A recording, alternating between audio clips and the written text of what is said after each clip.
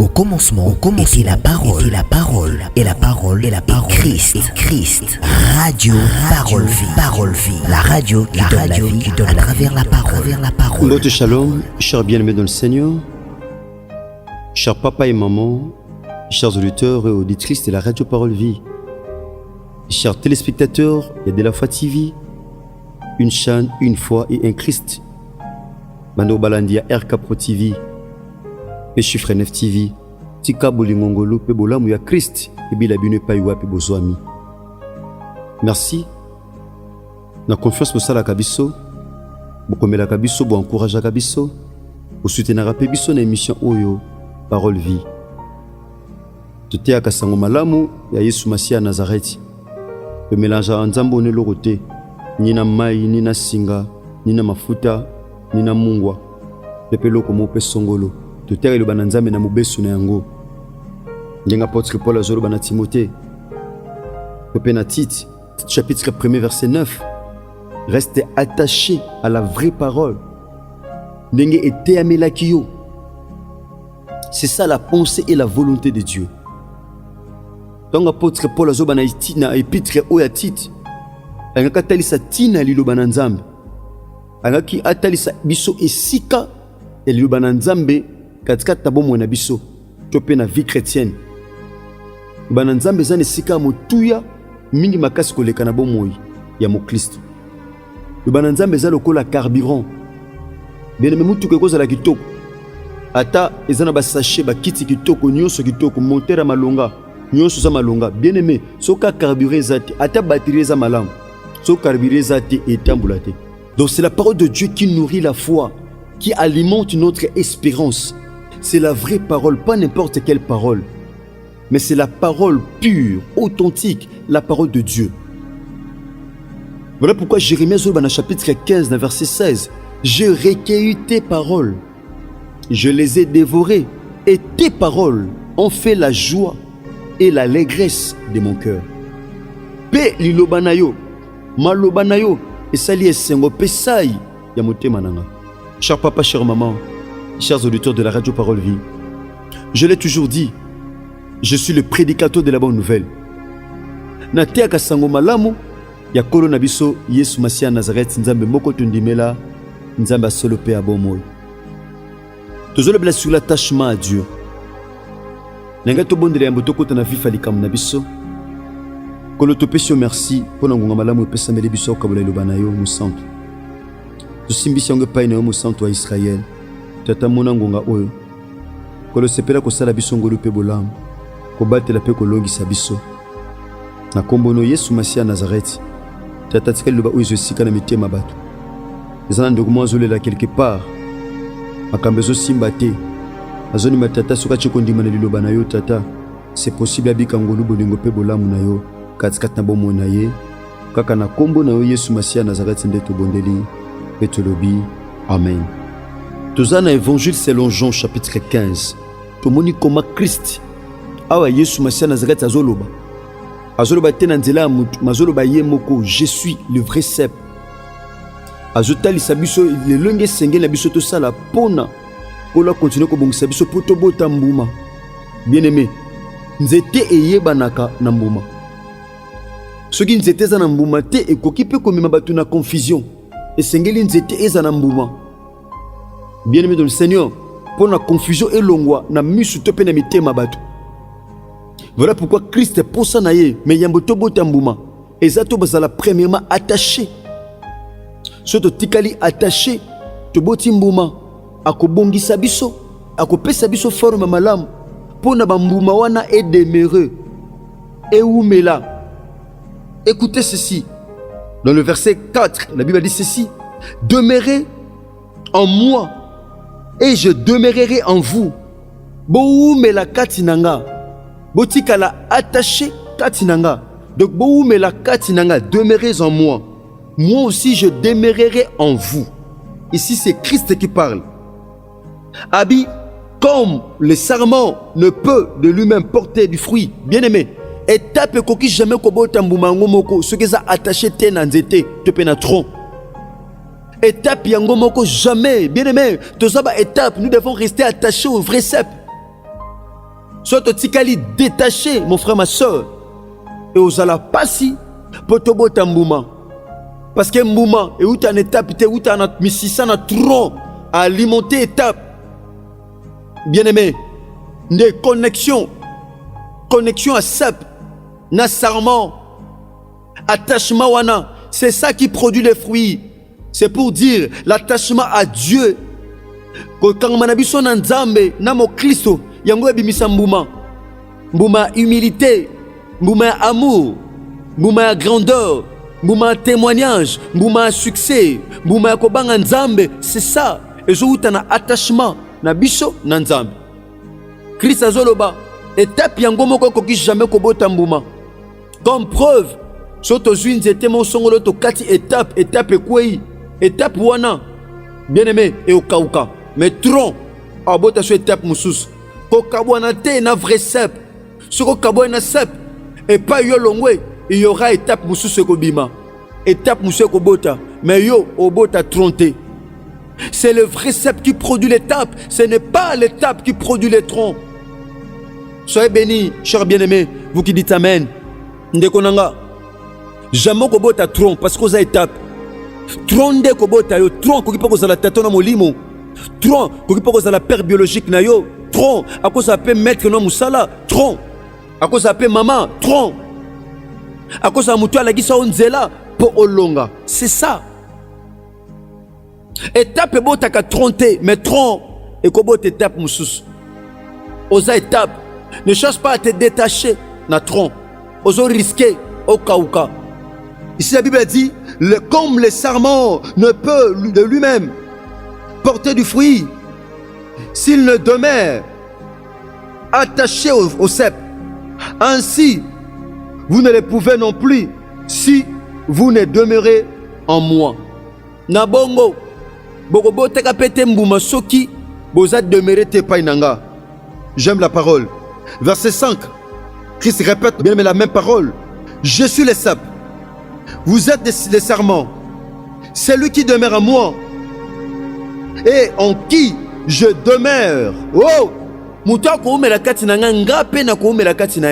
Bien aimé, nous faisons l'attachement. Voilà pourquoi, comme je l'avais dit dès le premier jour, lorsque le pasteur Atom Moum était en train de chanter, depuis que j'ai reçu Jésus dans ma vie, je cesse de rester moi, mais je commence à devenir comme mon Dieu. Tu as gagné mon cœur. Olongi motema nanga, moto kanda kanda azu douceur ya molimo. Donc moto atikali a demeuré kat na Christ, atikali attaché. Jésus aussi va demeurer en lui. Bongo mutelo lengana akotika kozala ye akoma lokola nzambe. Voilà pourquoi Dieu est en train de parler, est en train de dire à Jérémie, si tu sépares ce qui est précieux de ce qui est vil, tu seras comme ma bouche. Soko kabuli wezam vindo pe malamu ozaka lokola munoko nanga, tu verras s'accomplir tout ce que tu vas déclarer. Okomona ngoko kokisama nyonso ozoloba nyonso ozosaka. Bien aimé, soko lingi Christ a demeuré kasi na yo, commence d'abord à rester attaché à Dieu.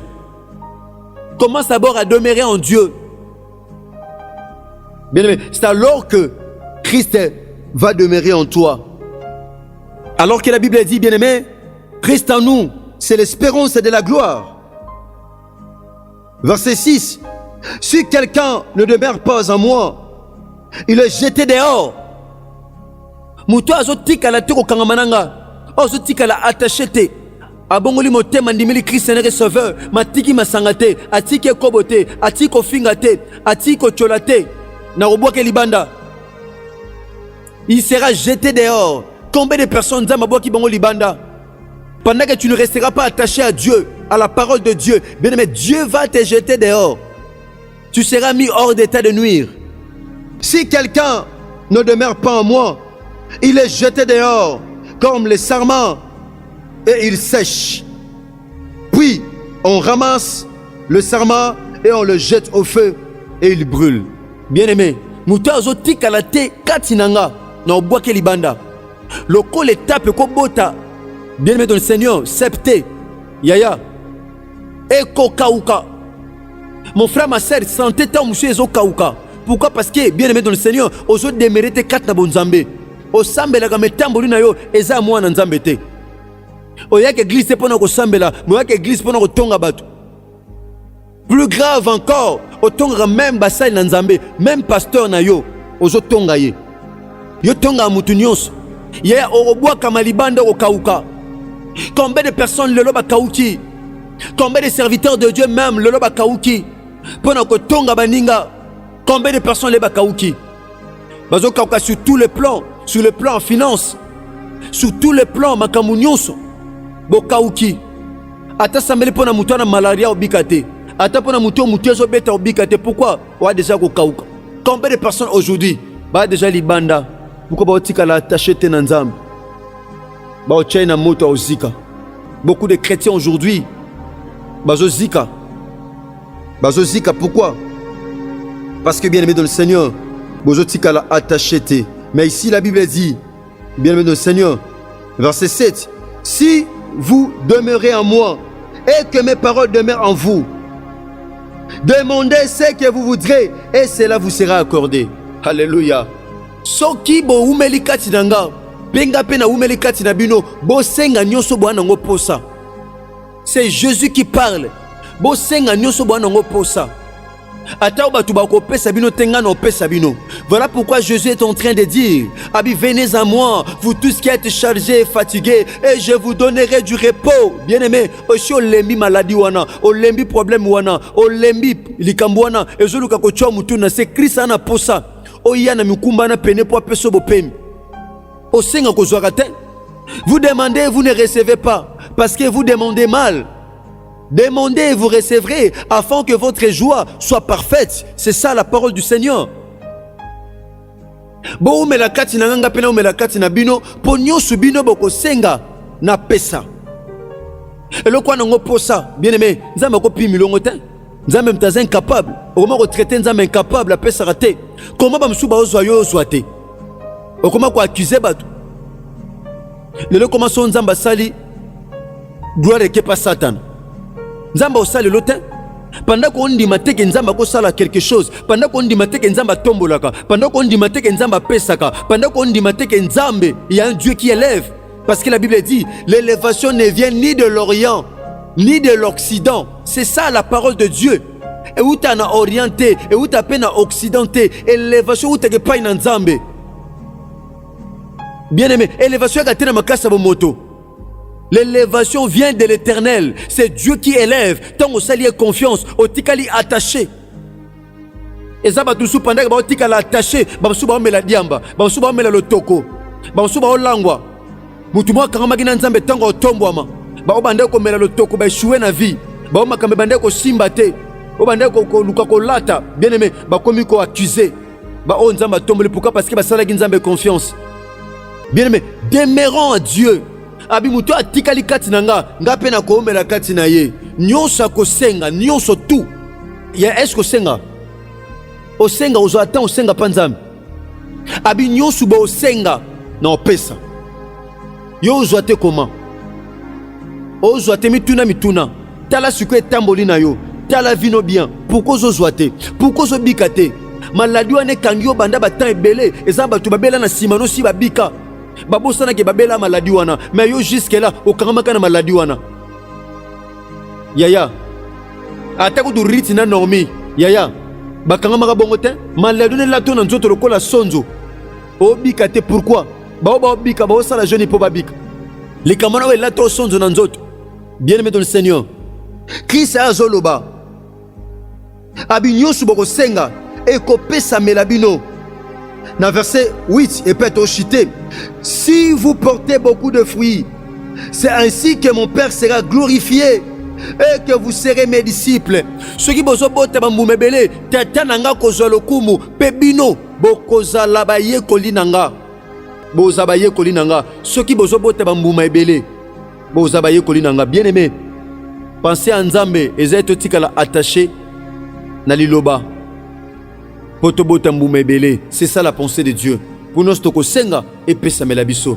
Na bonde nzambe. De kozo botambuma. De kozo tika la tache pa nzambe. Tika posa mutema ne pesa melayo.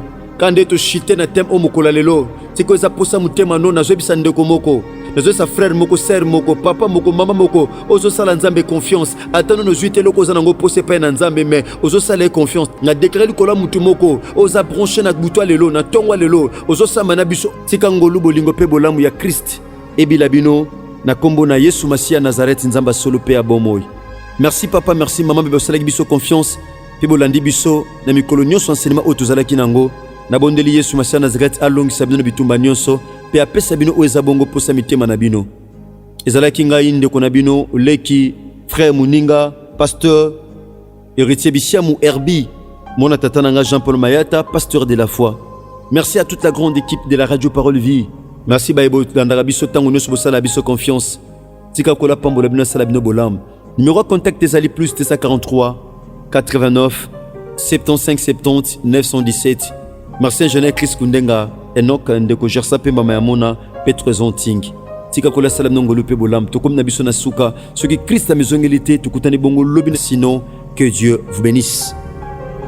Au commencement, était la parole, et la parole, Christ, radio, parole vie, la radio qui donne la vie à travers la parole.